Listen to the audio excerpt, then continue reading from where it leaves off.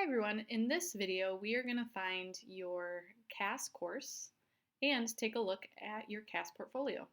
So on Schoology, make sure you get to your Schoology. You have your courses at the top and it might not pop up right away, but you do have a CAS course. So if I go into my courses and I scroll down, you should have a Creativity, Activity, and Service CAS.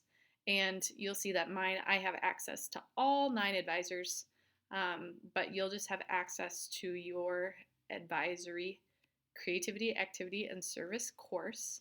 And you can go ahead and open that up. So again, the way that you get to it is you go under courses. If you don't see it right away, you go to my courses, and then you look for the Creativity, Activity, and Service section.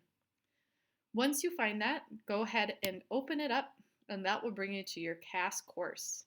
You'll notice 2 things during orientation in your CAS course. The most important one, the one that you always have access to and you go to, is your own CAS portfolio. Then you'll also see something that we'll be doing later today, and that's practice submitting your CAS portfolio for a CAS check. So we're going to go ahead and take a look at the elements of your CAS portfolio.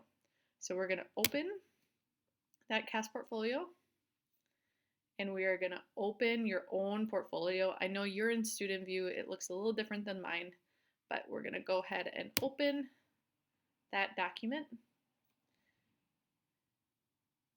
and try to get it so you have the ability to just edit it in a Google Doc. You have editing access to this, but let's look through the first page of elements in this. You can see right at the top, we remind you of the requirements of CAS, which is it's a graduation requirement to pass it, balance of creativity, activity, and service, 3 to 4 hours per week, and submission of CAS experiences, reflections, and evidence below. We'll orient you to those things in a little bit. Part 2 of your CAS portfolio is you always have access to the instructions, step by step, of how to do each part of your portfolio. And then last but not least, you have all of the resources to help get you started. So you have access to our CAS website. You have a reminder that we have a Schoology group, CAS Inspiration and Resources, which is a live feed of new opportunities that come our way. You can always reach out to your advisor, an interventionist, or a resource room guide.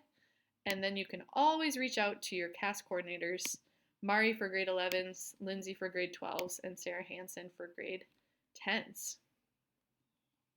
So those are all the things that you'll see on your CAS portfolio, and you'll notice you have fresh space below to start your very own CAS portfolio in this blank space. The last thing I want to orient you on is now that you know how to find your CAS course, make sure you can see the assignments and deadlines coming up for this CAS course. So let's go to your calendar. And let's make sure on your calendar that you have your CAS course checked. So go ahead and find your Creativity, Activity, and Service section and go ahead and check that to make sure that you will be able to see deadlines. If you want to, you could even change it to a different color. So those deadlines for CAS will show up on your calendar. So that is a good introduction of where you can find your CAS course, how you can open your portfolio, and what we immediately see on our CAS portfolio.